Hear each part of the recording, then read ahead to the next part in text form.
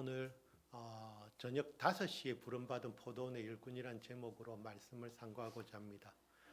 지난 주일날 목사님께서 어버이 주일 설교를 준비해 보라고 말씀하셨는데 어버이 주일 하면 우리가 그냥 생각할 때 어버이 주일이니까 우리 성도들에게 부모님께 잘하라는 설교를 해야겠다. 그런 일반적으로 그렇게 생각할 수도 있고요. 그래서 어떻게 그런데 한 주간 동안 이게 말씀이 준비되는 과정에서 조금 다른 그런 말씀이 준비되어졌습니다. 그것 하나님의 은혜라고 생각하고 같이 말씀을 상고하고자 합니다. 우리가 어렸을 때 말이죠. 저도 나이 몇 살 안 됐지만은 그 막 옛날 일들 생각해 보면은 그 일들이 벌써 한 40년, 50년 전의 일들이 됐어요. 제가 어렸을 때 이야기니까. 그래서 그 주일학교 때 여러분들 혹시 그 찬양 많이 배우셨잖아요. 그 하나님이 세상을 이처럼 사랑하사. 그래서 주일학교 때는 막 율동까지 해가면서 말이죠. 하나님이 세상을 이처럼 사랑하사 해서 독생자를 주셨으니 해가지고 그 찬양을 열심히 불렀던 요즘도 어린 아이들이 그런 찬양을 할지는 모르겠습니다만은 그런 찬양을 하면서 자라났었지요. 그러면서 하나님의 사랑, 우리가 이 땅에서 하나님의 사랑을 가장 닮은 사랑이 있다면은 부모님의 사랑이지요. 하나님께서는 우리를 사랑하셔서 그 독생자 예수님을 보내시기까지 사랑하신 그런 분이십니다. 그리고 그 예수님께서는 아버지의 뜻에 순종하기 위해서 십자가를 지시기까지 사랑하셨지요. 지금도 성령 하나님께서 우리와 함께 하시면서 우리를 위해서 끊임없이 기도하시면서 우리를 사랑하시는 분이 하나님 아버지십니다.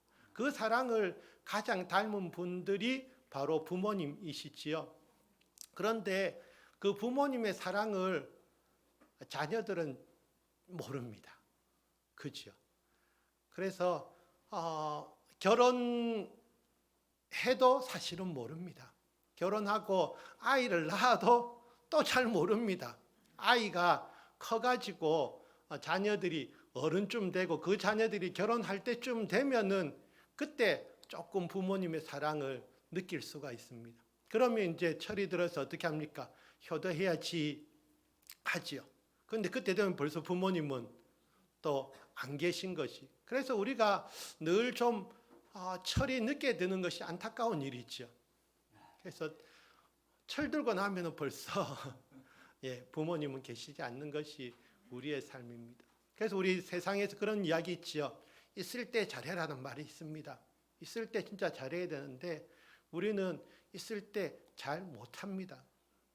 왜냐하면은 있을 때는 그 함께 하는 그 순간들이 얼마나 귀하고 감사한지를 모르기 때문이죠. 그래서 우리가 이제 그런 이야기 있지 않습니까? 이제 죽음을 앞둔 사람들, 임종전의 사람들은 사람이 바뀐다고 하지요. 그때 되면 뭐 합니까? 그때 되면 이 사람들이 자기가 잘못한 사람들에게 용서도 구하고 그러면서 이제 관계를 회복하고요. 그리고 어쨌든 그 죽기 전에 사람들이 후회하는 일들은 내 옆에 있었던 사람들에게 좀 더 잘할 걸 그걸 후회한다 그러죠. 죽는 사람이 내가 돈을 좀 더 못 벌어서 후회스럽다. 아니면 내가 좀 더 높은 직위를 얻지 못해서 후회스럽다. 그렇게 후회하는 사람은 아무도 없거든요. 그래서 그냥 정말 내 옆에 있는 사랑하는 가족들, 사람들에게 잘못한 것이 안타깝고 후회스럽다라고 이야기하지요. 세상적인 어떤 성공이나 부귀영화 못 가져서 후회스럽다 이야기하는 사람은 한 명도 없다고 합니다. 그러면은 우리가 생각해야죠. 나는 지금 내가 진짜 열심으로 해야 될 일이 무엇인가요? 메멘토 모리라는 말이 있습니다. 메멘토 모리. 이 라틴어라고 하는데요. 그걸 그냥 뜻은 간단합니다. 죽음을 기억하라는 이야기입니다. 죽음을 기억하라. 이 이야기는 로마 시대 때 이제 전쟁에서 승리하고 돌아오는 장군들이 있잖아요. 그 장군들이 개선 장군이 되어서 들어오면은 그 뒤에 따라오는 노예들이 이것을 외쳤다고 합니다. 메멘토 모리, 메멘토 모리 외치면서 따라오는 것이죠. 그 의미를 생각해 보면은 이렇습니다. 오늘 전쟁에 이겨서 정말 개선 장군이 되어서 들어오고 있지만은 하지만 언제 죽을 줄 모르는 것이 인생인데, 그래서 그 죽음을 자기도 죽을 수 있다는 것을 기억하고 우리가 죽는다는 것을 생각하면은 물론 우리 믿는 사람들에게는 죽음이 별로 두려운 일이 아니지요. 우리가 이 땅에서 육신의 그런 죽음을 맞이한다고 해서 우리의 삶이 끝나는 것이 아니기 때문에 별로 죽음이 두렵지 않습니다. 그리고 그런 이야기도 있지 않습니까? 예수님 믿는 사람과 믿지 않는 사람의 마지막 모습이 다르다라고 이야기합니다. 예수님 믿는 사람들은 이제 하나님 품으로 올라가니까 기쁨으로 갈 수가 있는데, 그래서 우리가 이 땅에서의 삶이 베드로 사도도 이야기했습니다. 우리를 보고 사랑하는 자들아 거류민과 나그네 같은 너희를 권하노니 영혼을 거슬려 싸우는 육신의 정욕을 제어하라고요.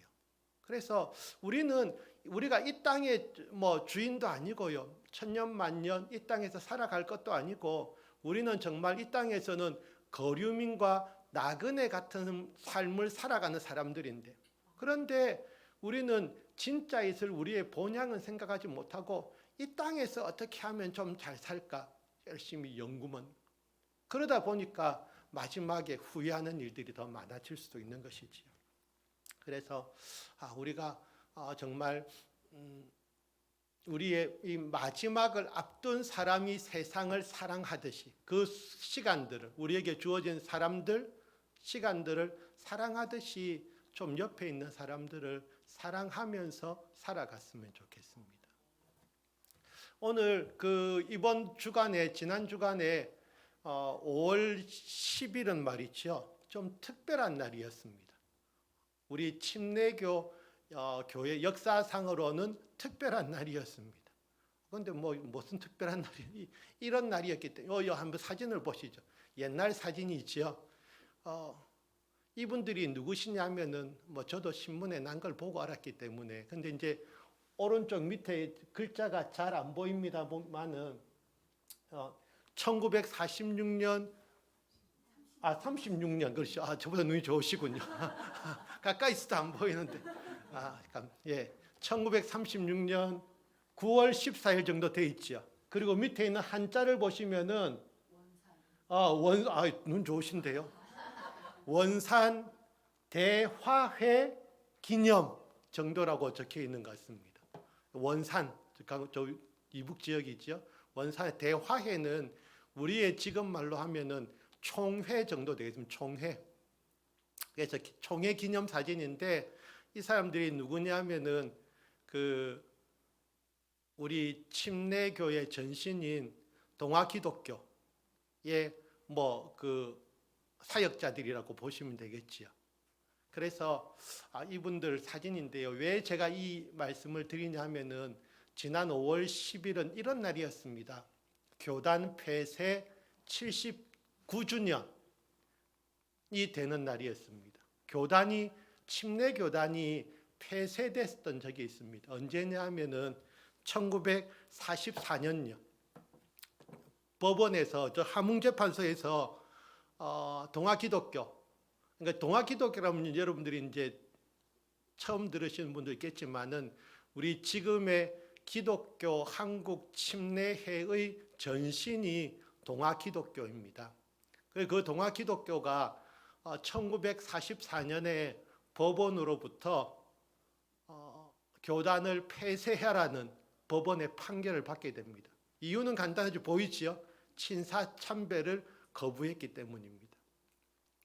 1930년대 되면은 막 일제가 교회들에게 이제 황국 신민화를 막 하면서 교회들에게도 신사 참배에 참여할 것을 명령하게 됩니다. 처음에는 교회들이 다 반대했지요. 또 그 당시에 있는 학교들은, 기독교 학교들은 대부분 선교사들이 세웠던 기독교 학교이기 때문에 신사 참배 못한다라고 했습니다. 그런데 그러니까 이제 뭐 선교사들은 우리는 학교 문 닫아도 못한다 해가지고 학교 문들 막 많이 닫았고요. 그런데 이제 제일 큰 교단이었던 이제 장로교단에서 1938년쯤 되면은 총회에서 신사 참배는 종교 행위가 아니니까 해도 된다라는 총회 차원의 결정을 내리게 됩니다.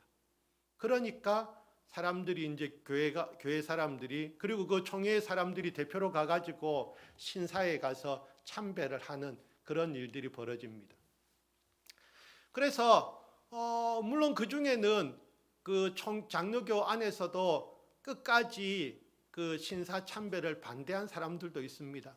여러 명이 있었는데 제일 우리가 익히 알고 있는 이름들 중에는 주기철 목사님도 있었고요, 손양원 목사님도 있었고요.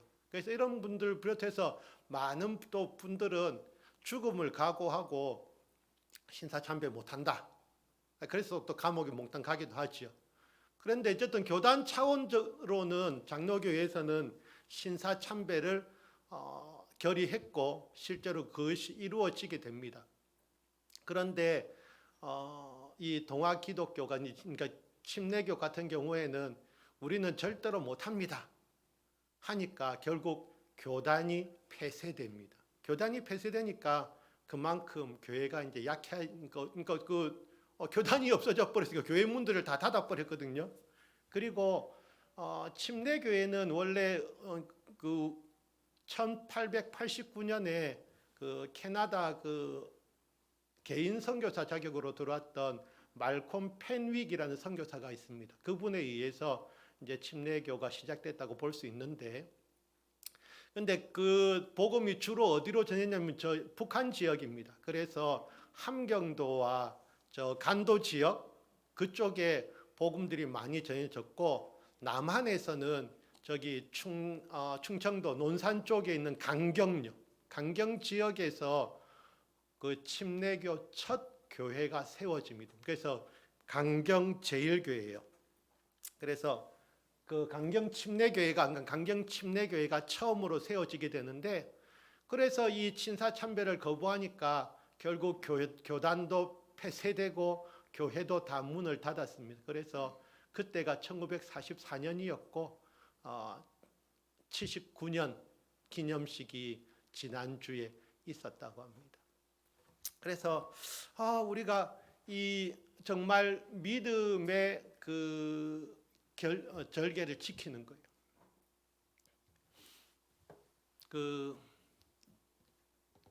혹시 이분 아십니까? 오카노 목사님이지요. 어떻게 보셨어요?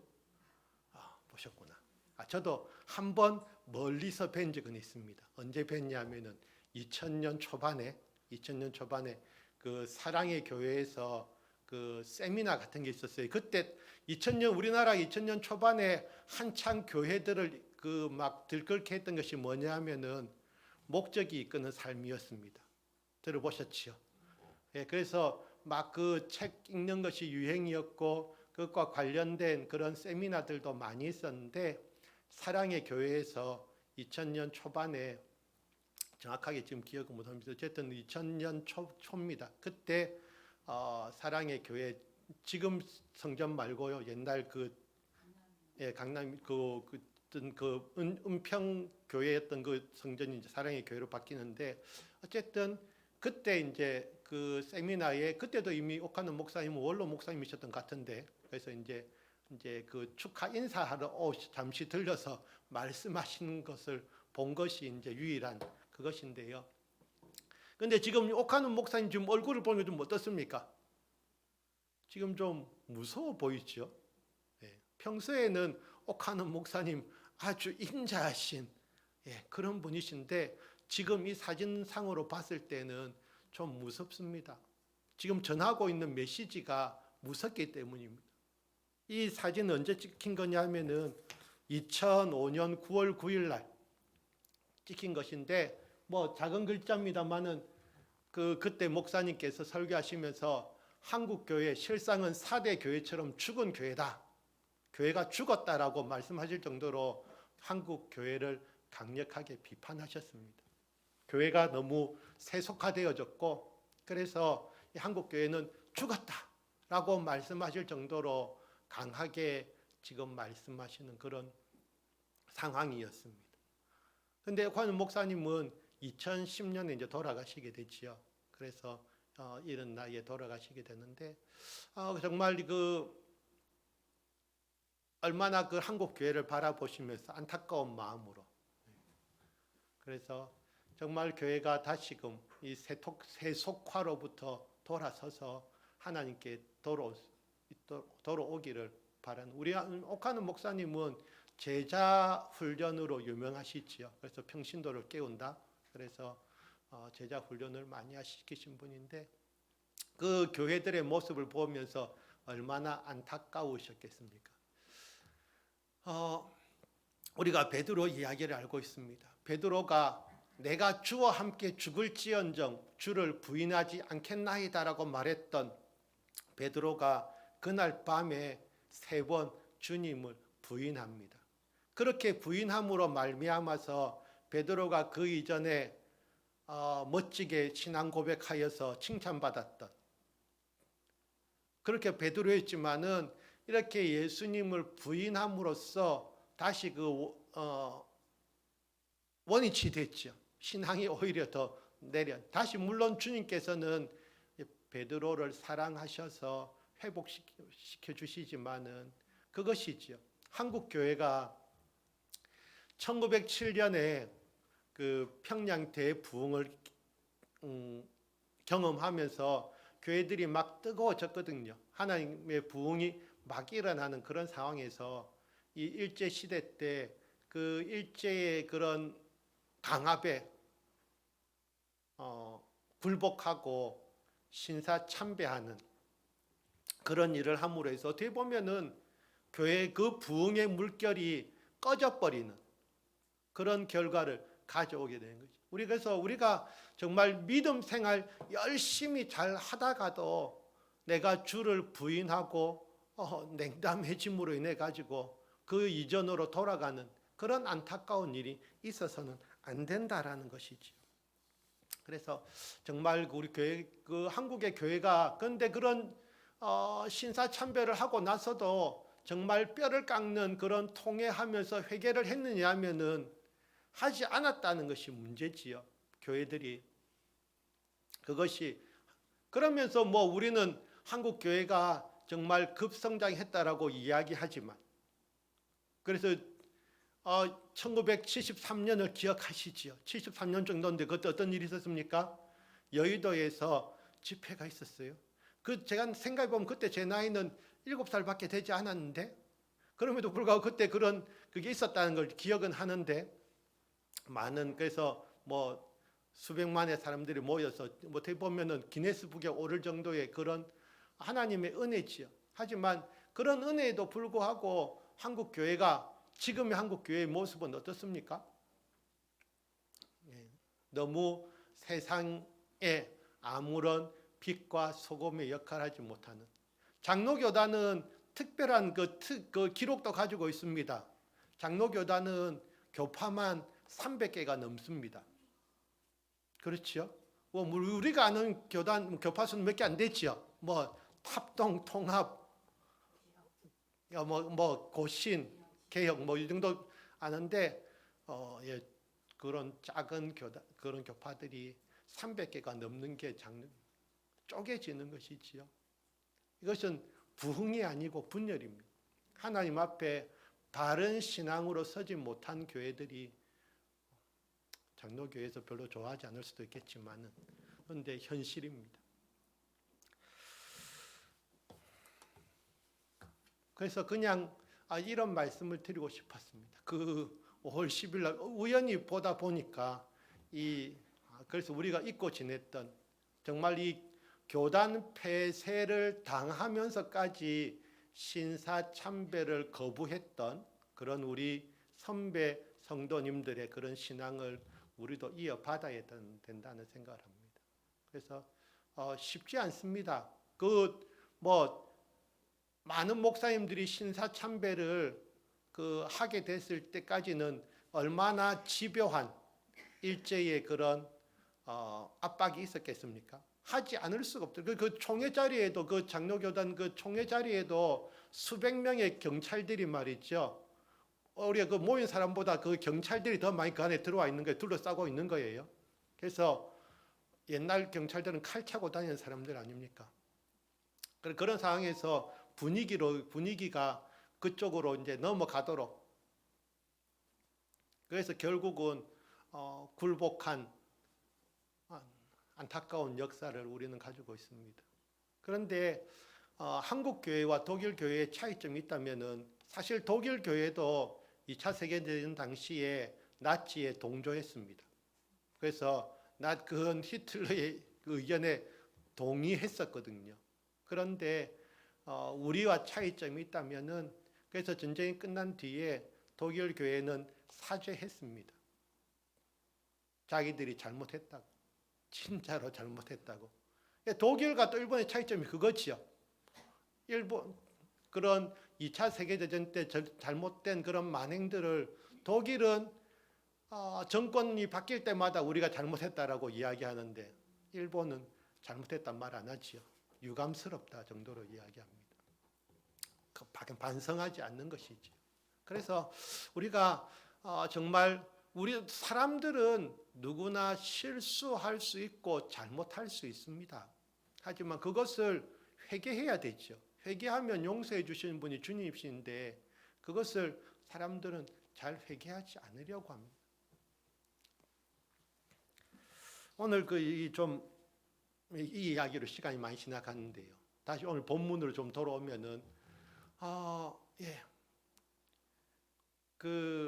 일꾼을 부르시는 우리 주님의 모습입니다. 왜냐하면은 추수할 것이 많기 때문이죠. 추수할 것이 많아서 일꾼들을 부르시는데, 언제 부르시냐면요, 이른 아침에 나간 집주인것, 이른 아침에 나와서 불렀어요. 이른 아침이라면 우리가 시간상으로 대략 한 6시 정도 생각하면 되겠습니다. 물론 새벽부터 다 일하잖아요. 그래서 6시, 왜냐하면 집주인의 마음은 급하기 때문이죠. 포도들은 다 익어서 막 떨어질라 그러는데 빨리빨리 따가지고 이제 처리를 해야 되는데 일꾼이 없어요. 그래서 일꾼 부르러 갔어요. 그래서 사람들에게, 자 오세요, 포도원에 한 데나리온 들어보셨지요? 일꾼의 하루 품삯이 한 데나리온 1당입니다. 한 데나리온 줄 테니까 갑시다. 제3시에 또 나갔어요. 우리가 성경에 나오는 시간은 더하기 6을 해야 됩니다. 더하기 6 하니까 9시잖아요. 9시에 가도 또 있어요. 장터에 놀고 서 있는 사람들이 있었어요. 자, 또 일당 줄게, 가자. 그러니까 갔어요. 근데 이 주인이 얼마나 열심히 많냐면요, 시간마다 가는 거예요. 지금 시간마다 일꾼들이 필요하기 때문에. 그래서 6시에도 가고 9시에도 가고 제 11시에도 갔어요. 11시 더하기 11 더하기 6은 17이잖아요. 오후 5시예요. 오후 5시. 이 사람들은 일을 언제 마칠까요? 오후 6시 되면 마쳐요. 그러니까 아침 6시부터 시작해가지고 오후 6시 되면 이제 일을 마친 그 사람들이 해 있는 동안에 일하는 자기들의 하루 일과인데, 이 제 11시에도 가보니까 아직도 놀고 있는 사람들이 있어요. 그래서 왜 노냐? 그러니까 아무도 우리를 안 써주던데요. 그럼 너희도 빨리 가자 해가지고 갔어요. 그래서 이 사람들은 실제로 1시간 일했어요. 그런데 이야기하지, 이제 6시 되니까 자 모이세요, 일당 받아 가세요 해가지고 늦게 온 사람부터 일당을 주는 거예요. 얼마요? 늦게 온 사람 한 데나리온 받았어요. 1시간밖에 일하지 않은 이 사람들이 얼마나 감격했겠습니까? 그런데 이 사람들은 감격하고 있는데 배 아픈 사람들이 있어요. 언제요? 아침 일찍 온 사람요. 아침 일찍 온 사람. 그러니까 9시에 온 사람들.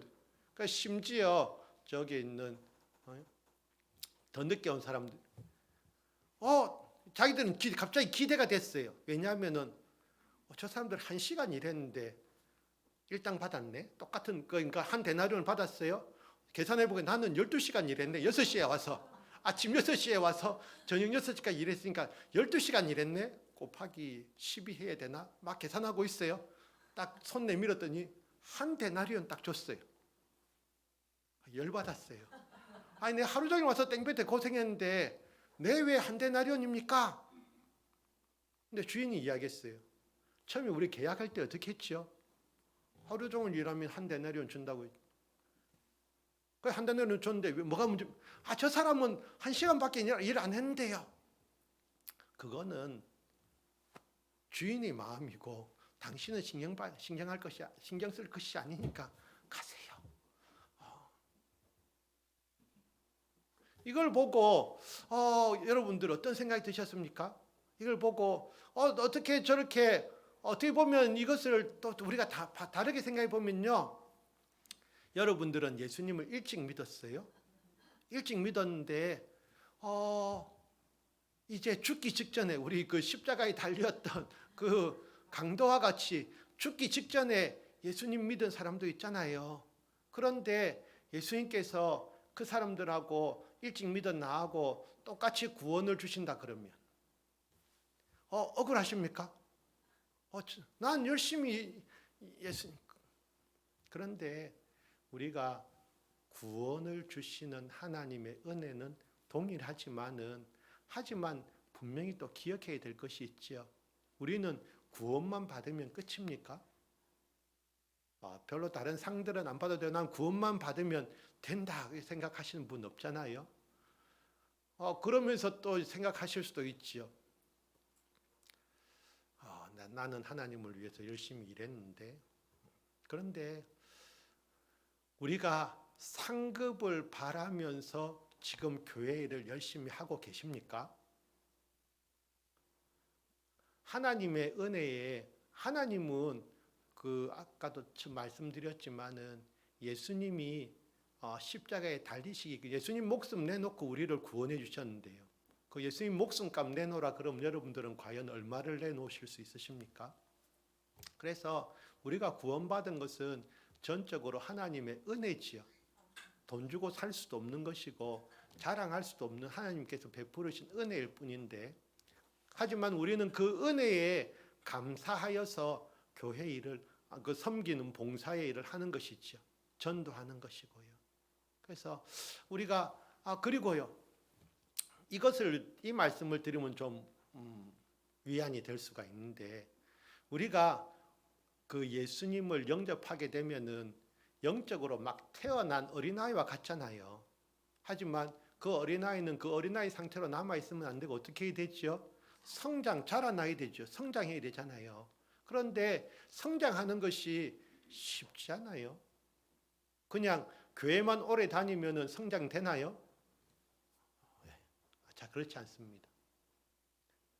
그러면은 이것이 이제 이 말씀을 이제 잘 들으셔야 되는데, 우리가 성장될 때 어떤 수준까지 성장돼야 되지요? 그 상속자 수준. 그래서 상속자의 수준까지 성장해야 되는데요. 시간이 많이 걸려요. 그러면은 먼저 예수님 믿은 사람들은 그래도 내가 조금 먼저 믿었는데 내가 조금 더 유리하겠군 하고 가만히 나무 밑에서 주무시고 계시면은 거북이가 먼저 따라 지나가며 토끼와 거북이죠. 그래서 먼저 믿었다고 안심하고 있을 필요도 없고, 또 늦게 믿으신 분요. 나 이제 처음 예수님 믿었는데 나는 언제 성장해서 상속자 되지? 그런데 그 성장은 또 하나님께서 은혜를 주시면은 달라져요. 그래서 우리가 이 먼저 된 자가 나중되고 나중된 자가 먼저 된다는 말씀의 비밀이 또 우리가 더 늦게 믿은 사람들에게는 위로가 될 수 있어요. 내가 열심히 신앙생활하면. 먼저 믿은 사람들은 위기감을 느끼고 더 열심히 신앙생활을 해야 돼요.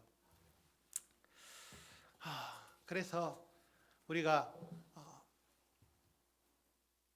어버이 주일이지만, 그래서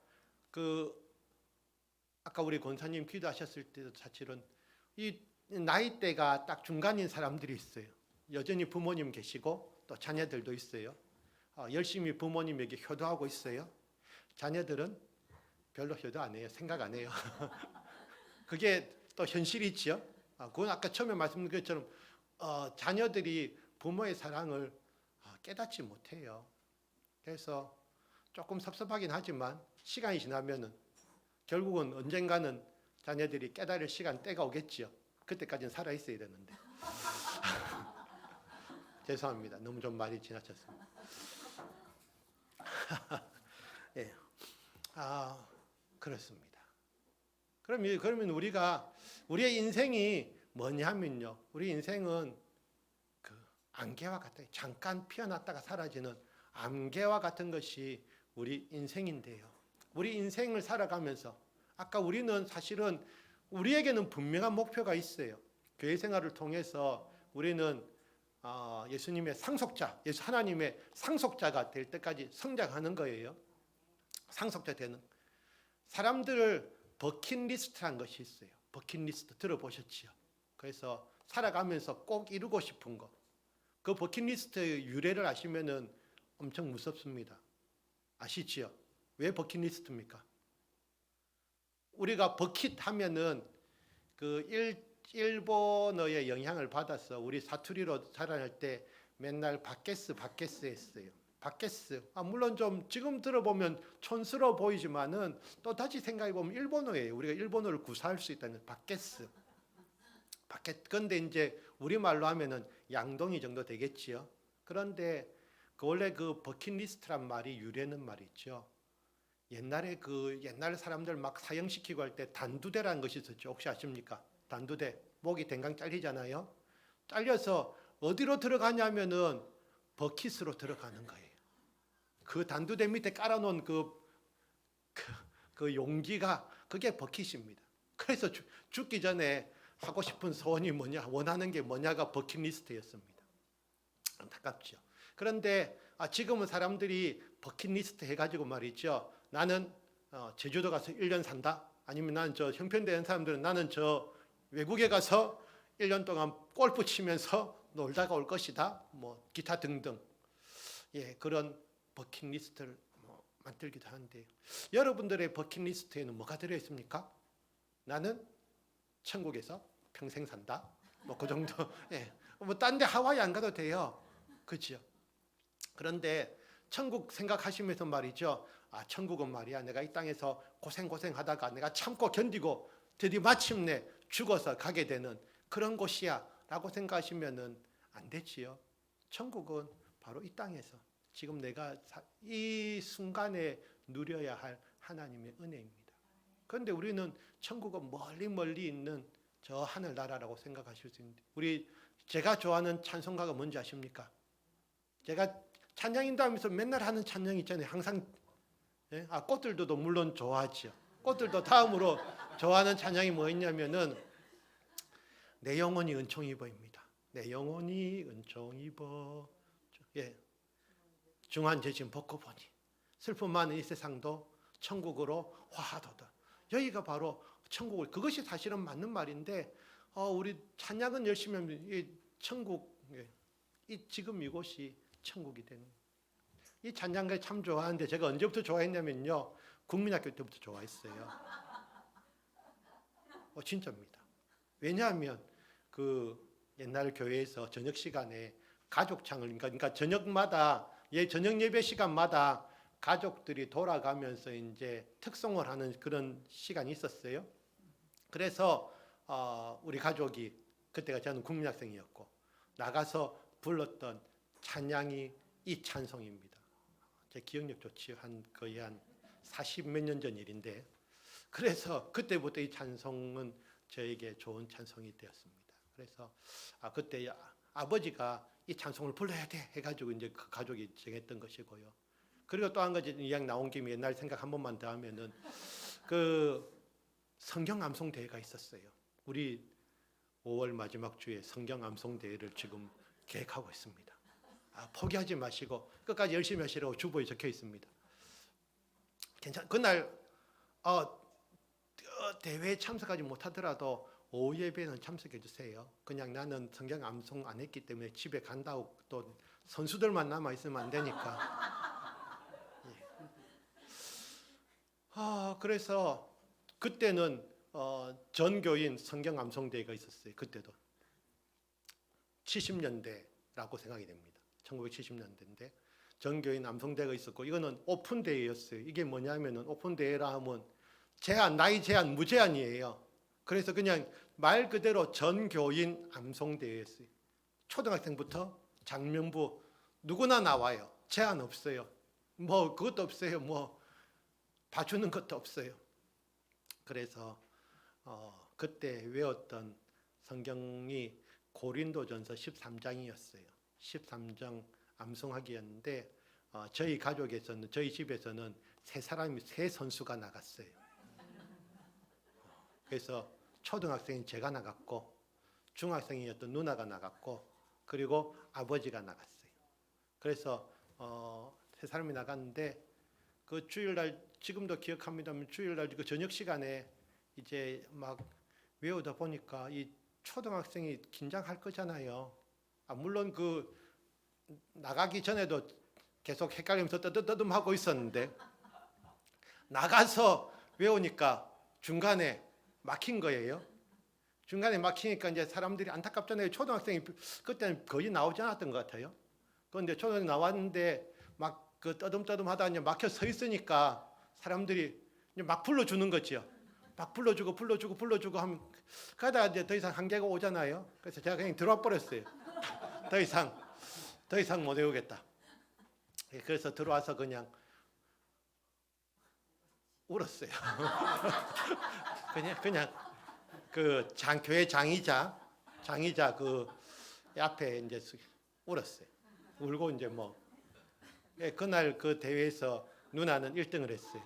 그래서 누나는 1등을 하고 저희 가족은 특별상을 받았어요. 가족이 3명이나 나왔기 때문에 특별상. 상품은 플라스틱 소쿠리였어요. 70년대였다는 것을 감안하면 플라스틱 소쿠리도 훌륭한 선물이 됩니다. 그리고 상품의 그 가격이나 질이 문제가 아니지요. 그 상품의 타이틀이 특별상으로서 그것이 가치가 있다는 것이지. 이 소쿠리는 지금은 없어졌을 겁니다만. 그래서 다시 성경 암송하세요. 그래서 결론은 한번 도전해 보세요. 그래서 또 우리 또 그 마지막 주에 많이 나온 가족 수가 많으면 또 특별상을 또 드릴 수도 있잖아요. 그래서 한번 이걸 계기로 해서 가족의 단합도 하면서 우리 같이 외워보자.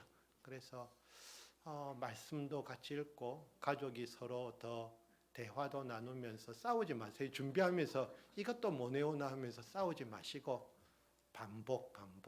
잘 안 외워져요. 계속 저도 헷갈려요. 막 그런데 성경 암송대회 광고를 했고요. 다시 돌아옵니다. 그래서 그런데 이제 이거잖아요. 예수님 먼저 믿은 사람과 예수님 나중 믿은 사람, 다른 말로 꼭 그것이 일치는 하지 않지만은 믿음이 더 성장한 사람과 믿음이 어린 아이 수준에 있는 사람은 차이가 있을 수밖에 없는 것이에요. 그렇지 않고 그냥 오늘 본문처럼 모든 일찍 온 사람, 늦게 온 사람 다 한 데나리온 끝 하고 나면은 경우에 따라서는 먼저 믿은 사람들이 억울해할 수도 있어요. 난 교회에서 정말 열심히 봉사했는데 나는 여전히 한 데나리온이네.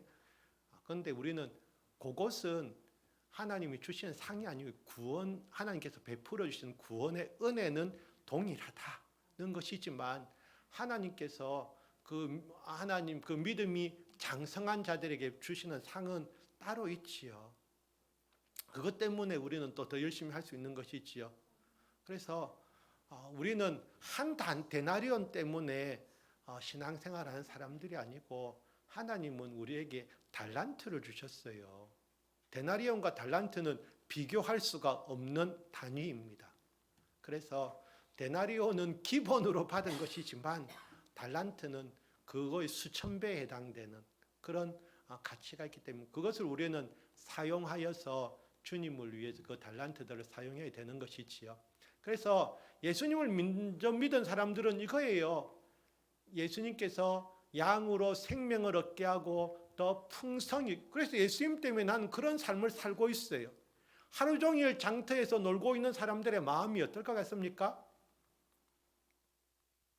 즐겁나요? 아닙니다. 일자리를 못 구하면은 일당 못 받는데요. 굶어야 되는데요.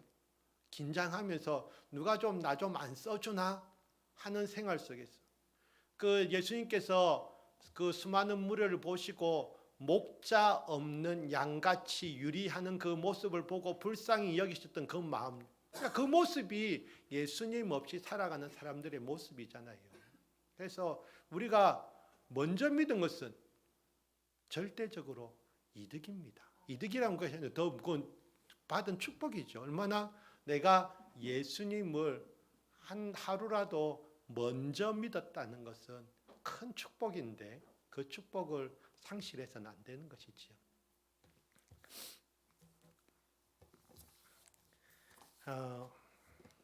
그래서 우리가 이 말씀을 기억해야 됩니다. 너는 청년의 때에 너의 창조주를 기억하라. 공고한 날이 이르기 전에 나는 아무 낙이 없다고 할 해들이 가깝기 전에. 그런데 이 말씀을 보면서 말이죠. 좀 틀렸다라는 생각, 표현이 틀렸다라는 생각을 합니다. 왜요? 우리가 그냥 육신을 입고 있는 사람의 모습에서 보면은 청년 때가 좋잖아요. 청년 때는 뭐든지 해도 아름답고 더 좋잖아요. 그러면서 곧 공고한 날이 온다. 아무 낙이 없는 해들이 온다고 생각하죠. 그거는 육신을 입은 인간적인 생각입니다. 우리의 몸은 그렇지요. 몸은 그럴 수 있지요. 몸은 힘을 잃을 수도 있고요. 모세처럼 죽을 때까지 원기왕성했던 분도 계시지만은 사람들이 하지만 우리의 육신이 약해지는 것은 어떻게 보면은 우리가 더 영적인 사람으로 성장할 수 있는 그런 기회도 됩니다. 물론 제일 좋은 것은 영육 간의 강건함이지요. 영육 간의 강건함이 제일 좋은 것이에요. 그래서 사실은 몸도 관리를 해야 되지요. 우리가 믿음 생활 하려고 하는데 다리가 아파서 난 못 걸어가. 그래서 어쩔 수 없이 집에서 방송을 보고 안타깝잖아요. 그래서 젊어서부터 운동하시면서 그리고 나이 드신 분들도 주님께 기도해서 강건함 달라고요. 교회 나와서 예배 드릴 수 있는 것이 얼마나 축복인데요. 몸이 아파서 교회 못 나온다는 그런 말은 얼마나 안타깝습니까? 그래서 건강 관리 잘 하셔야 되고요. 그래서 근데 이 말씀은 아무리 지혜자가 썼다고 하지만 틀렸다고 저는 생각합니다. 그래서 나는 아무 낙이 없다? 아니죠. 우리는 시간이 갈수록 사실은 낙이 더 많아지는 사람들이에요. 더 즐거운 일들이 많아지는 것이고요. 그만큼 우리가 믿음으로 장성해지기 때문에. 그런데 중요한 것은 청년의 때예요. 그러니까 젊어서부터 이왕이면 더 빨리 예수님 믿는 것이 좋다는 말이죠. 젊어서부터. 더 좋은 것은 어려서부터.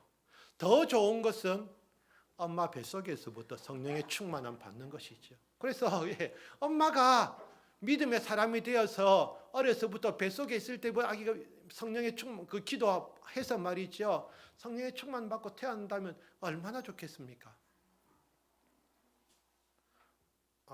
안타깝게도 기회가 없는 분들도 있지만은 기회가 남으신 분들은 그래서 한번 그런 일들도 해보면 좋겠습니다. 그래서 정말요. 그래서 우리 교회에 어버이 주일이니까 제가 이 말씀은 따로 준비했습니다. 나이 드신 분들요. 나이가 드신 분들 우리가 몸은 약해질 수 있어요. 하지만 그만큼 더 성령의 사람, 믿음의 사람도 될 수 있다는 것이죠. 그래서 제일 좋아하는 우리 할아버지 할머니 있잖아요. 심우원 할아버지와 한나 할머니. 그죠? 이분들요.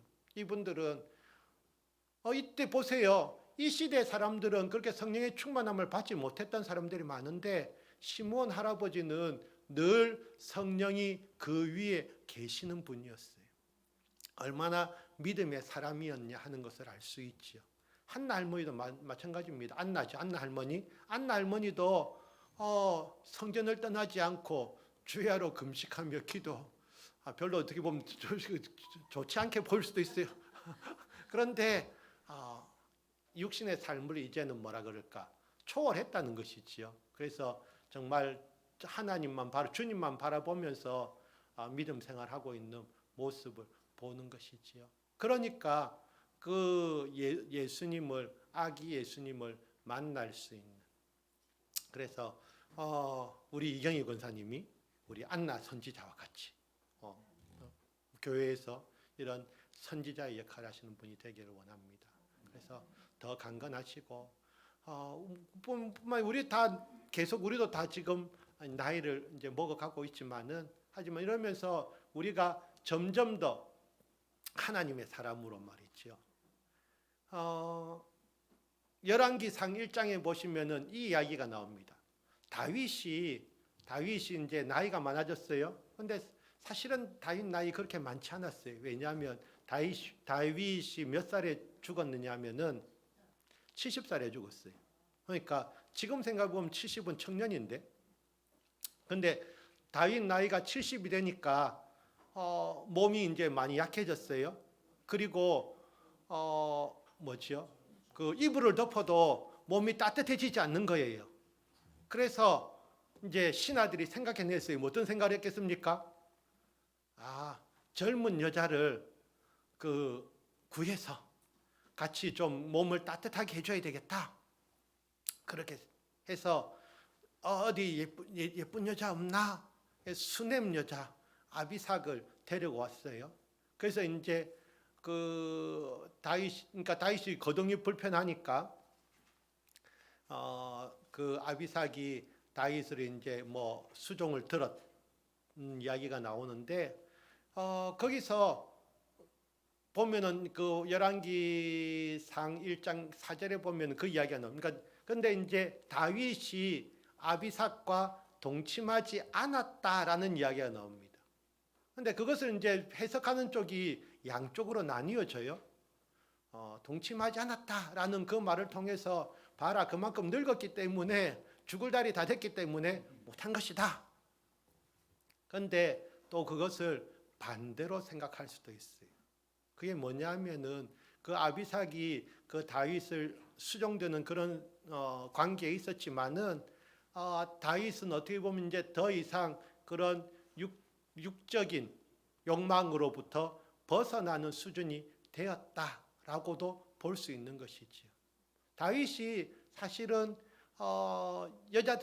다윗은 물론 하나님도 엄청 사랑한 사람이지만은 여자들도 엄청 사랑했어요. 그래서 마음에 드는 여자가 있으면은 자기 부인으로 삼아야만 했던 사람이 다윗이기도 해요. 그런데 그렇게 많은 자신의 육적인 욕심으로 행하다 보니까 그 자손들 때문에 또 다윗이 엄청 많은 고생도 했어요. 자기가 뿌린 씨앗 때문에 그 결과를 거두기도 했었는데, 그랬던 다윗인데 그 아비삭과는 동침하지 못했다가 아니라 안 했다라고 성경에 나옵니다. 그래서 이것이 어떻게 보면 우리가 정말 다윗의 그 마지막이 아름답다라고 이야기할 수 있는 것은 그 점에서 더 이상 육신의 그런 욕심을 따라 사는 삶을 벗어날 수 있는 거예요. 그래서 우리가 나이 들에 있어서 정말 세상 그 무엇보다 우리 주님을 더 사랑하는 삶, 그런 삶을 살 수 있다면은 정말 우리가 하나님 안에서 믿음의 장성한 그런 분량에까지 자라나는 것이지요. 혹시 이 그림 아십니까? 예, 뭐 모르시겠지요. 그 그림을 보니까 웬 할아버지가 불 위에 서 있어요. 옆에 보니까 칼을 들고 누가 또 찌르려고 하고 있지요. 이 사람이 누구냐 하면은 이 교회의 감독이었습니다. 서머나 교회예요. 그 계시록에 나오는 7교회 중에 하나가 서머나 교회지요. 서머나 교회는 칭찬받은 교회였어요. 7교회 중에 칭찬받은 교회는 2교회밖에 없었어요. 그 중에 한 교회가 서머나 교회입니다. 서머나 교회의 사자에게 편지하라. 처음이며 마지막이요 죽었다가 살아나신 이가 이르시되 내가 내 환난과 궁핍을 알거니와 실상은 내가 부요한 자니라. 칭찬입니다. 어떻게 보면 이게 왜 칭찬입니까? 환난이 있고 궁핍이 있다고 궁핍이 있는데요, 부요한 삶. 세상적으로는 환난과 궁핍이 있지만은 주님으로 부유한 사람들이 서머나 교회 사람들이었어요. 그러니까 이것은 칭찬입니다. 너는 장차 받을 고난을 두려워하지 말라. 볼지어다 마귀가 장차 너희 가운데 몇 사람을 옥에 던져 시험을 받게 하리니 너희가 10일 동안 환난을 받으리라. 내가 죽도록 충성하라. 그리하면 내가 생명의 관을 내게 주리라. 이 금방 그 그림에 나왔던 이 할아버지는요, 누구냐 하면은 폴리갑이라는 속사도입니다. 교부라고도 하죠. 그게 뭐냐면은 우리가 사도들이 있고요. 그 사도의 뒤를 이었던 그 제자들이 속사도라고도 하고 교부라고도 하는데, 이 폴리갑은 서머나 교회의 4대 감독이었습니다.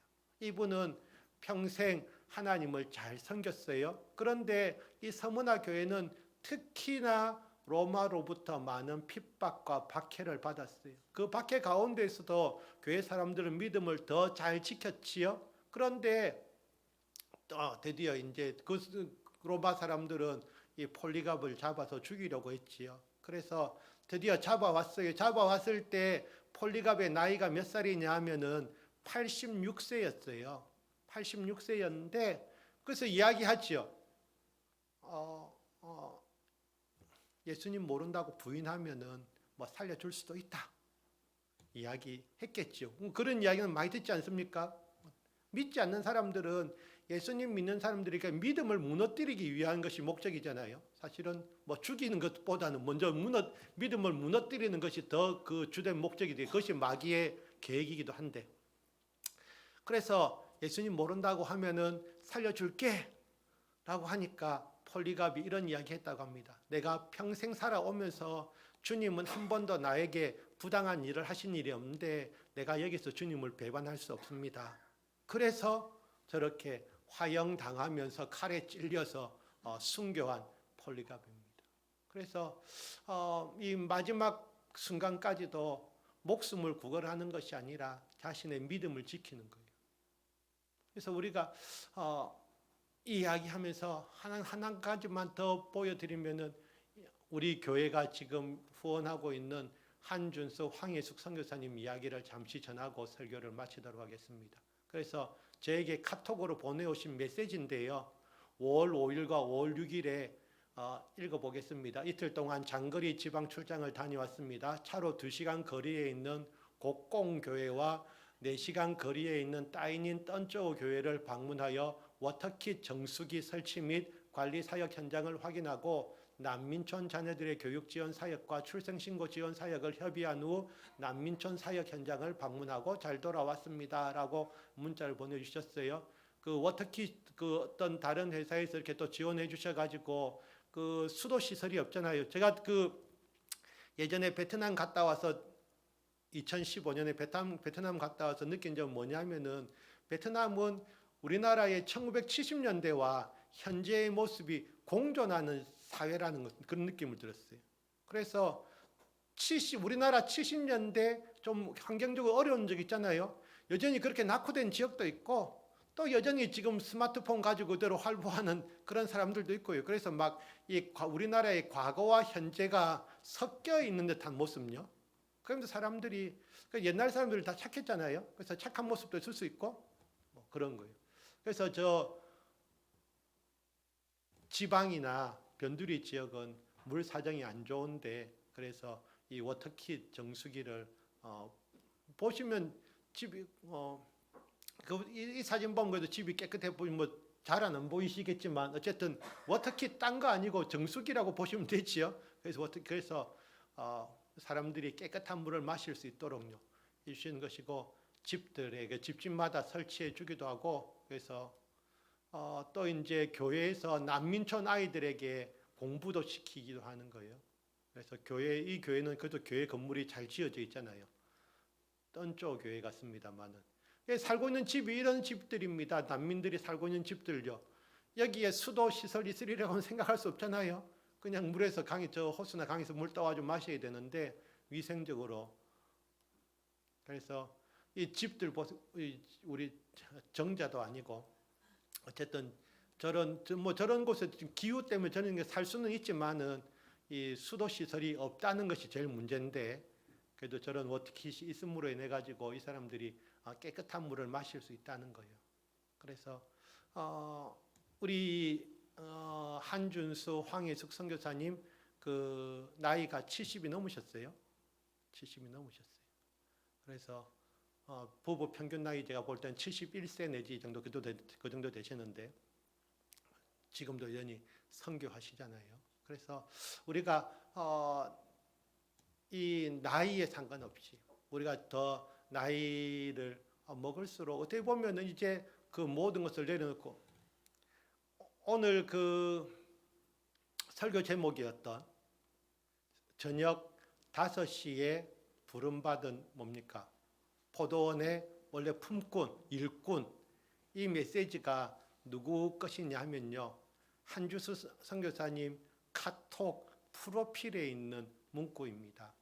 그래서 저녁 5시에 부름받은 주님의 일꾼이란 말이죠. 실제로 한준수 선교사님은 50세 초반에, 그러니까 20년, 지금부터 딱 20년 전이에요.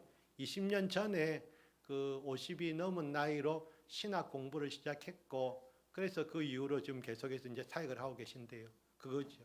어떻게 보면 진짜 저녁 5시에 부름을 받으셨지만은 대신에 6시가 되어도 마치는 것이 아니라 저녁 7시가 되어도 끝까지 지금 일하고 있는 그런 모습이죠. 그래서 이런 우리가 정말 하나님을 위해서, 그래서 그 한국 교회는 그 안타까운 그런 신사참배라는 안타까운 그런 과거의 역사를 가지고 있지만은 그것을 계기로 해서 우리는 더 믿음을 새롭게 하고 강화해야 되는 것이지요. 그래서 그런 신사참배의 기억이 있기에 우리가 언제든지 사람들이 이런 또 배교할 수 있다는 그런 위험성을 가지고, 그래서 우리 자신이 우리에게 정말 그런 우리가 정말 일제 시대를 살았더라면은 또 우리도 장담할 수 없어요. 지금 우리는 이렇게 자유로운 상황 속에서 신앙생활을 하기 때문에 이렇게 이야기하지만 진짜 옆에 일제가 칼 들고 옆에 서 있는데요. 거기서 예수님 믿을래 안 믿을래 하는 그런 말을 할 때에 그 자리에서도 나는 예수님 믿습니다라고 당당히 말할 수 있어야 되는데, 그런데 오히려 모르지요. 또 그런 상황 속에서는 예수님을 나는 믿겠습니다 라고 할 수 있지만은, 하지만 더 편한 지금 상황에서요, 마음만 먹으면은 예배 드릴 수도 있고 교회로 나올 수도 있고 예배 드릴 수 있는 그런 상황인데도 불구하고 좀 더 내가 편하고자 또는 다른 일들을 주님보다 우선시해서 예배를 소홀히 하는, 그것이 어떻게 보면은 예배 한 번 빠지는 것이 아무것도 아닌 것처럼 생각할 수도 있지만요, 벌써 우리의 우선순위가 주님이 우선순위에서 밀려났다는 것을 보여주는 것이기도 하지요. 그래서 우리가 정말 이 마지막 때를 살아간다고 하면서요, 정말 우리가 주님 앞에서 내가 주님을 부인하지 않는 사람들, 그래서 그런 문제보다 이제는 정말 주님을 위해서 끝까지 충성하는 그런 일꾼들, 나이가 상관이 없다는 것이죠. 우리 아까 폴리가파라부스 그 주교는 86세에 순교했고 우리 한준수 선교사님 부부는 70세가 넘도록 지금도 사역하고 있는데요. 그래서 그것은 우리의 자세라는 생각이 들고요. 그래서 정말 늦게 부름받았으면은 그만큼 더 열심히 사역할 수 있는 것이지요. 그래서 우리 교회가 우리 교회도 더 믿음에서 열심을 내는 교회가 됐으면 좋겠고, 이런 선교사님들을 더 기도로서 또한 물질로서 후원하는 그런 교회가 되었으면 좋겠습니다. 기도하시겠습니다.